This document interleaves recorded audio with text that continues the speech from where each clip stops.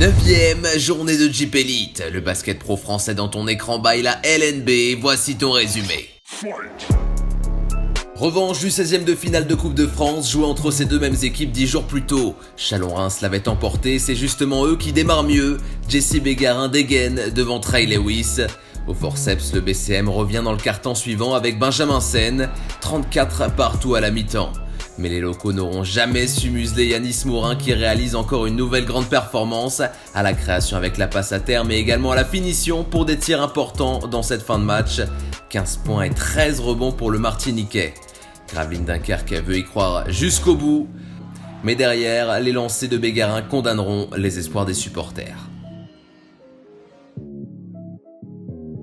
À domicile, Roanne veut mettre un terme à une série de 5 défaites consécutives et c'est Marquis Reed qui porte l'équipe avec un véritable carton offensif, 36 points à 13 sur 22 au tir. Privé d'Eto et des Mégano, le MSB doit courir au score. DJ Stephens dans les airs est trouvé par Green. Niveau adresse, tout sourit à la chorale qui en termine avec un insolent 62% à 3 points. C'est moitié moins pour les hommes de Dounia Issa qui, malgré un Cliff Alexander rugissant, n'arriveront jamais à reprendre les commandes. Eux qui étaient à la recherche d'un premier succès à l'extérieur chutent lourdement à la halle André Vacheresse 100 à 84.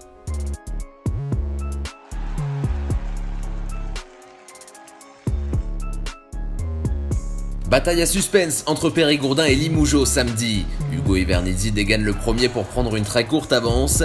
Aucune des deux équipes n'arrivera néanmoins à faire le trou, mais en fin de rencontre, l'euphorie gagne le BBD. Après être passé devant avec Miller, Pinero, à 1 minute de la fin, offre un +4 aux locaux. Très vite réduit par Conklin, qui avec Ivernizzi combine à 48 points au total. À 4 secondes, Kyle Gibson assure ses deux lancers, 84 à 81 pour Boulazac. Pour aller chercher la prolongue, Limoges s'en remet à sa gâchette de très très loin. Le ballon rebondit 2 fois sur le cercle avant de finalement s'échapper. Le CSP n'arrive pas à enchaîner. Après avoir fait tomber Boulogne-le-Valois, le Portel était attendu à Orléans pour confirmer un potentiel réveil, mais les Vikings ont vécu une soirée cauchemar. Evans à 25 points combine puissance et élégance.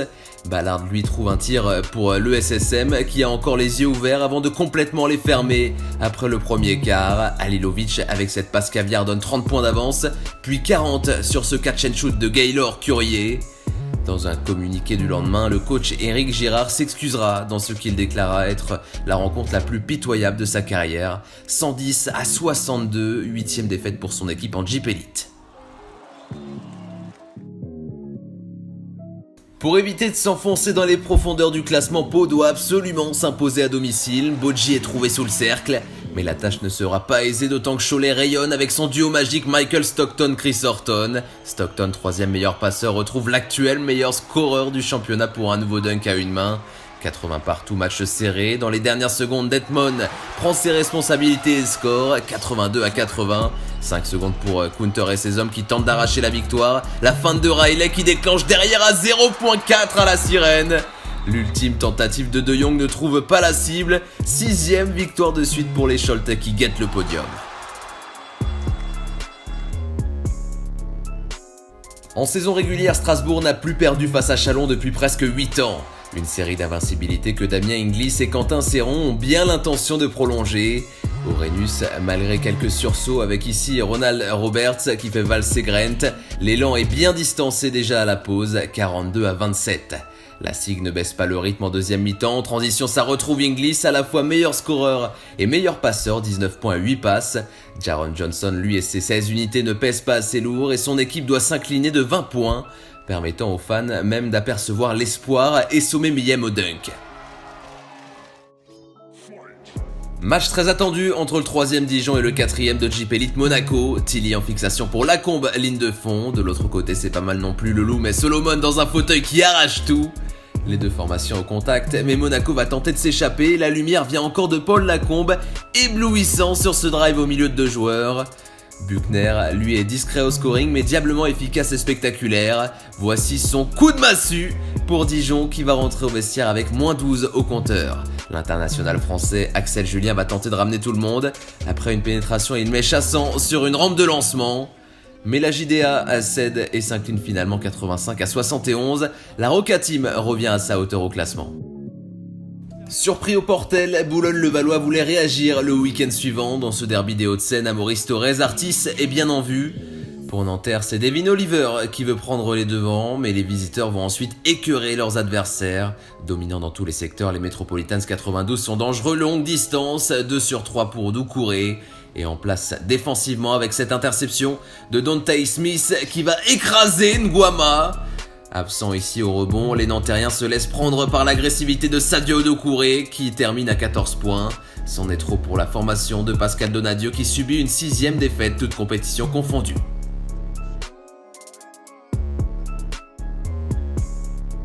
La Gelbourg sera-t-elle capable de faire chuter pour la première fois Lyon-Villeurbanne? Question sur toutes les lèvres à l'entame de cet ultime match de la 9e journée. Livio Jean-Charles score pour les champions de France, mais c'est bien Bourg-en-Bresse qui fait la meilleure impression en première mi-temps. Dans le 4e quart toujours devant, Carmichael souhaite un beau retour à la compétition à Malédon. Mais vous le savez, Lasvel et surtout Jordan Taylor savent être clutch, N1. 4 points d'avance à 15 secondes, les joueurs de Mitrovic ne sont pas encore à l'abri, d'autant que Courby trouve le cercle de loin. Besoin d'un homme solide sur la ligne des lancers, Lyon-Villeurbanne appelle Kahudi qui ne connaît pas la pression. 9 victoires consécutives, la série d'invincibilité du Mans de 2003-2004 est égalée.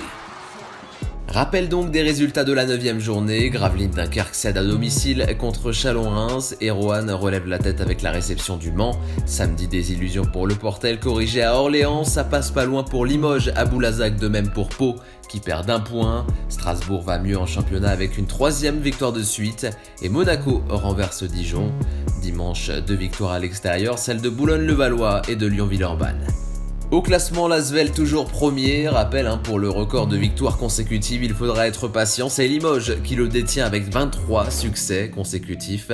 Boulogne-le-Valois est donc 2e. Se tiennent ensuite Monaco, Cholet et Dijon, 3e, 4e et 5e, avec 7 victoires et 2 défaites.